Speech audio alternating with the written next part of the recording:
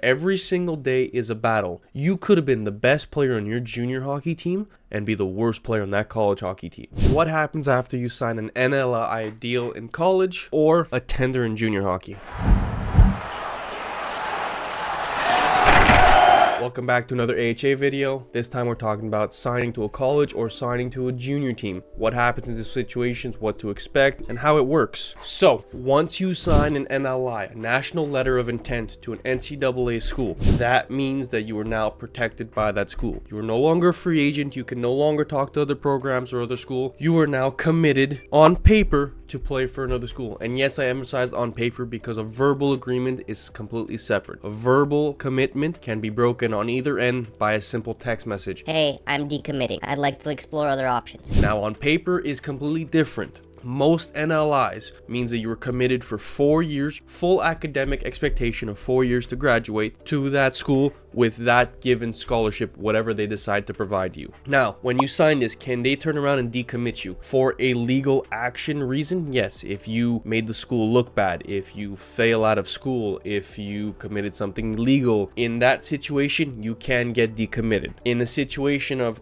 oh, they found another guy? No, you have a written NLI agreement. They cannot just decommit you for fun because they found a better player. That is the difference between the verbal and the written, and why you really want to strive to get a written NLI agreement and not the verbal one. You really want it in paper so that you're there, you don't have to worry. Now, because you signed the NLI does not mean you're gonna play.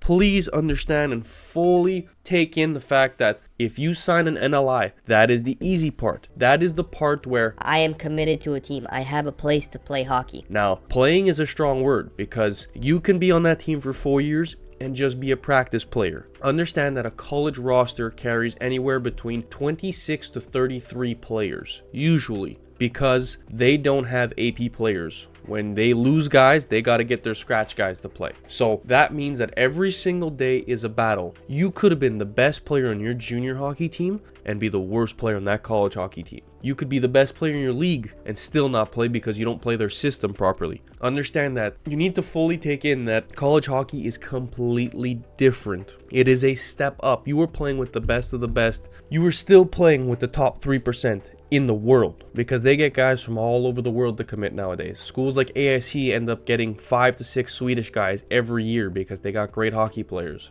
Now, like I said, you signed that NLI, you are on the team. Good for you, congratulations. Playing NCAA hockey is an incredible feeling, whether D1 or D3, it is an incredible feeling and opportunity.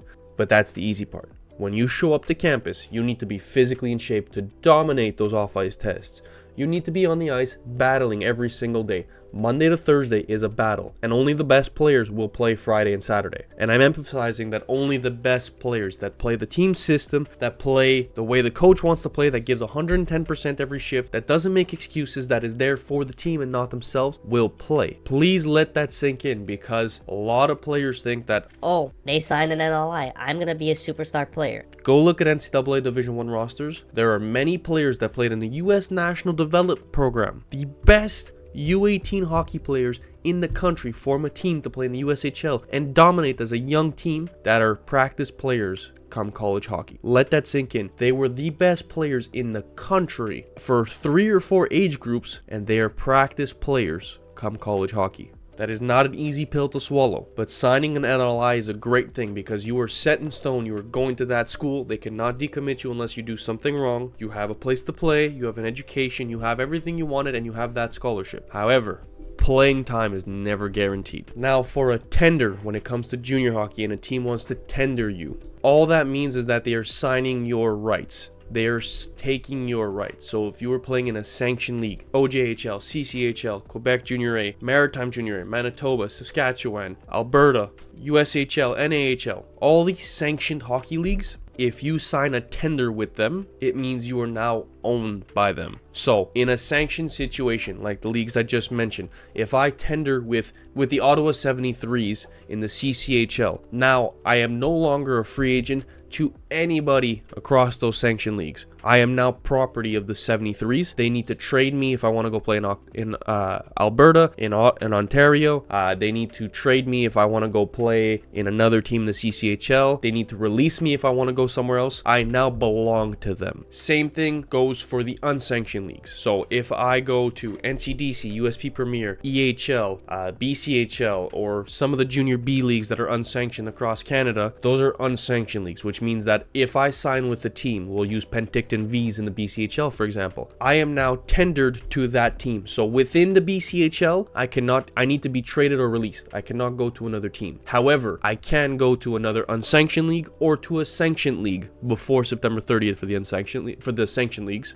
So I can now go to another unsanctioned league like the USP Premier or the EHL. If I'm not playing and I'm not happy, I can pick up and go there. Now, if I want to go to a sanctioned team, it's the same thing as long as it's before September 30th. So you need to understand that the tender just means that they own your rights. It doesn't mean you're on the team for sure, because they can still cut you. If you show up to training camp and you didn't train all summer, and you know what, the guys they invited are doing better than you, they will send you home. That doesn't mean you're released and you could go somewhere else. That doesn't mean they're trading you. They can just decide to send you home. They can keep you as a healthy scratch. So the tender just means that they own your rights. It doesn't guarantee ice time. It doesn't guarantee a number on your back. It doesn't guarantee anything. All it guarantees is that that team holds your faith. So for those that are rushing to get tendered, it is not always the best situation.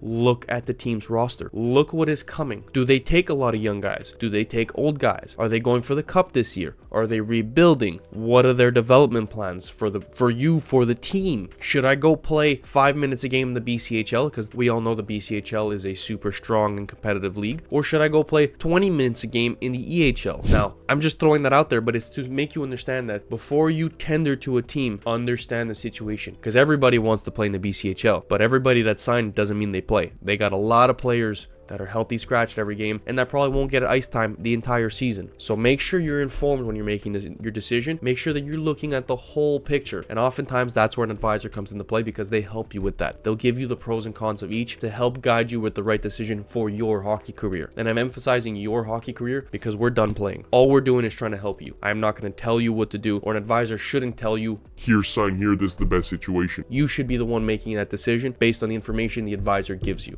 So the recap: tendering junior hockey or signing an NLI in college are roughly the same thing. You are committing to that team. That team now owns you. You are no longer a free agent to discuss with other teams, to look at other opportunities. That is where you are. In junior hockey, you need to be released or traded after you tendered. Or in college hockey, you need to be decommitted or apply for a transfer. Very, very different processes, but at the end of the day, if you're signing a letter with the team, a contract with a junior team, or a letter of intent in college, all that means is now they own you. You are the team's property, and there is no longer other opportunities unless you apply for those opportunities or request for those opportunities, like requesting a trade, requesting a transfer. So make sure to make the most educated decision for yourself when looking at opportunities. Make sure to look at the big picture, not just the fancy things they have in front of you. If you like this video, please don't forget to like and subscribe, and stay tuned for what's coming next.